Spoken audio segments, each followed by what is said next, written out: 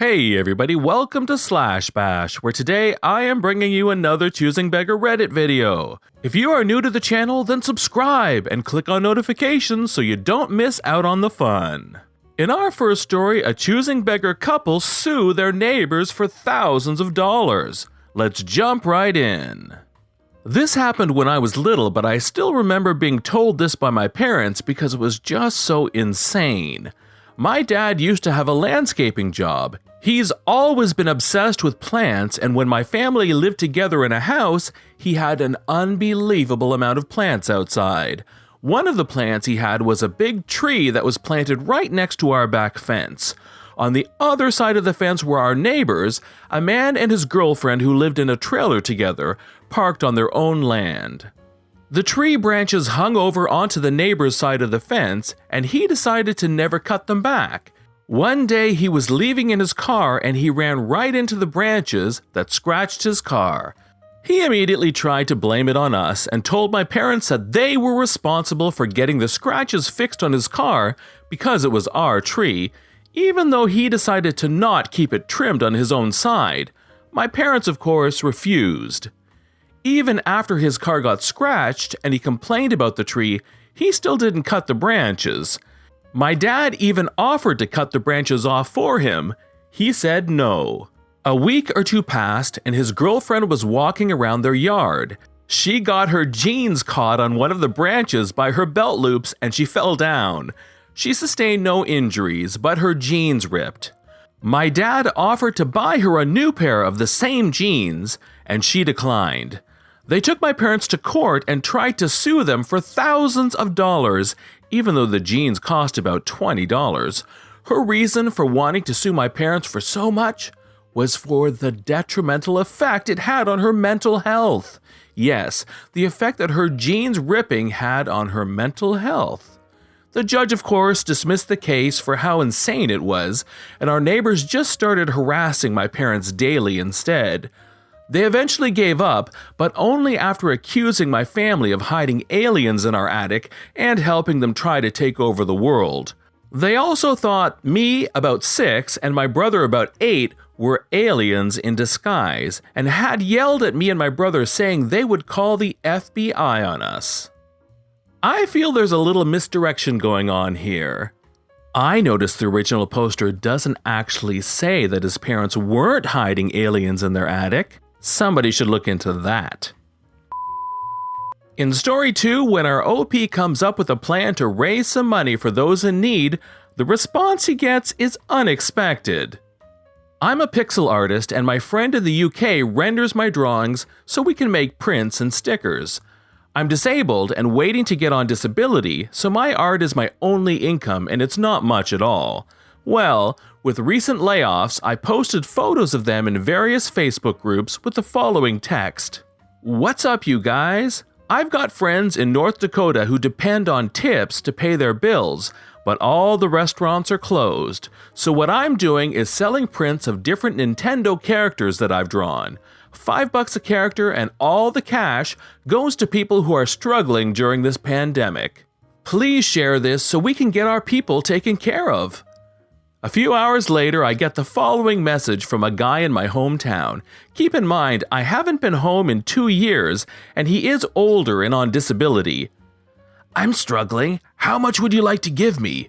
$100 would be acceptable." What? Your post said you were raising money for people who are struggling.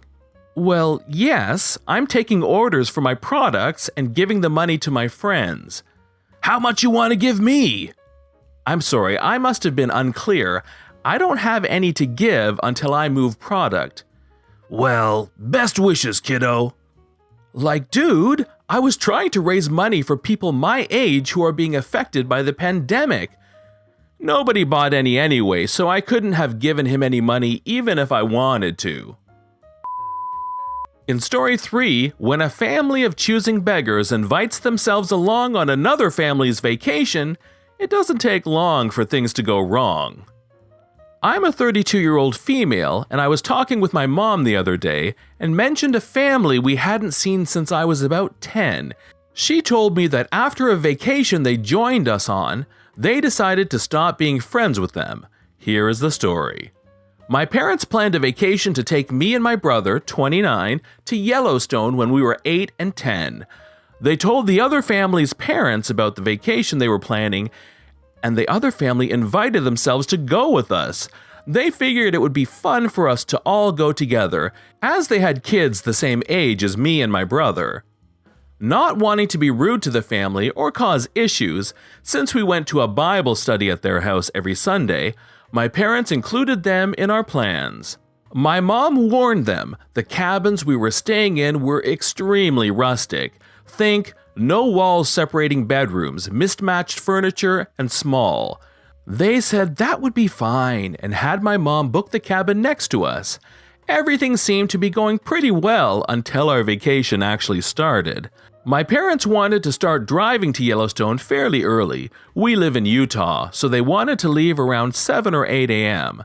The other parents didn't show up until 11 a.m., and my parents couldn't get a hold of them before this. They weren't answering their phones.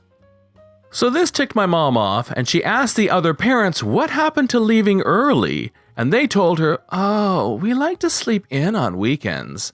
My dad told my mom to just let it go, and to still try and have a good day. When we arrived, the other parents instantly turned their noses up at our accommodations and said they wouldn't be good enough for their kids. My mom told the entitled parents that she warned them the accommodations were rustic. The other parents had friends in the main part of Yellowstone and told my parents they were going to go visit them. My mom reminded them that we had bought food for dinner for all of us, and the entitled parents assured my mom they would be back for dinner at 7. So my parents cooked a really nice dinner for everyone. We had steak, potatoes, corn, dessert, and waited on the entitled parents to show up. At 8, when the family still wasn't there, they decided to eat without them, as they had no way of contacting them.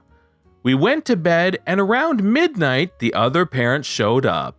They told my parents the cabins they booked weren't good enough for them, and they would be staying with their other friends for the rest of their vacation.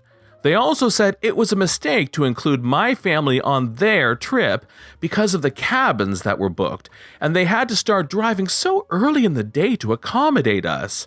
My mom and dad had enough of their attitude and reminded them that they were the ones to join us without being invited, and they had said they were fine with the cabins we booked and with our travel plans for leaving. My parents also told our friends they were inconsiderate for bailing on dinner. They should have told us if they had no intention of having dinner with us. At that point, the other family left, and we never saw them again. In case you are wondering, my parents paid for their cabin rental. The other family were supposed to pay my parents back, but they didn't.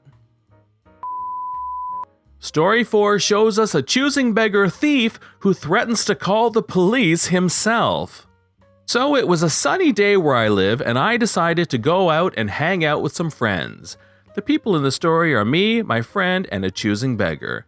So I'm riding around my neighborhood on my new bike I got for Christmas, and since it was sunny, which is surprising in England, I went home to grab a drink. I left my bike in the front garden, and me and my friends went into my house to grab something, and then I noticed Choosing Beggar.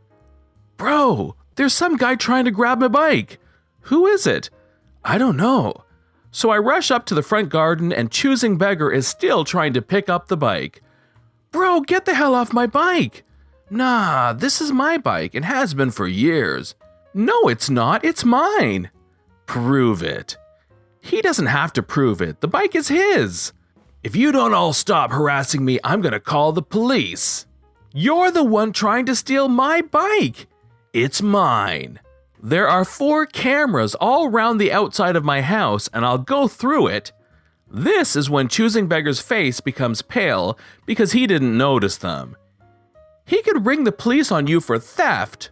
The Choosing Beggar then runs away in the most ridiculous way with his arms flying around. For context, this kid looked around 10 or 11, so after that I put my bike back in my shed and that was the end of it. I never really saw much of Choosing Beggar after that. In today's final story, a Choosing Beggar coworker has some complaints about the free pizza that is being ordered. One of my coworkers is a huge choosing beggar, like aggressively choosy to the point he will bully people who are buying him free things to get exactly what he wants. This normally doesn't affect me, as I have learned to just tell him to flip off. Of course, he always complains and pretends like I just attacked him out of nowhere, but that's not the point of this story. Unfortunately, the person who does all the food ordering and general paperwork stuff in our office is a super sweet older lady that isn't comfortable telling people no. One day we were having pizza during a lunch meeting. There was one pizza that was the favorite of everyone in the office, which at the time she had only ordered one of. She has now learned to order more. Looking at the pizza, there was obviously something different about it. I forget exactly what got left off, but half of it was not what normally comes on it.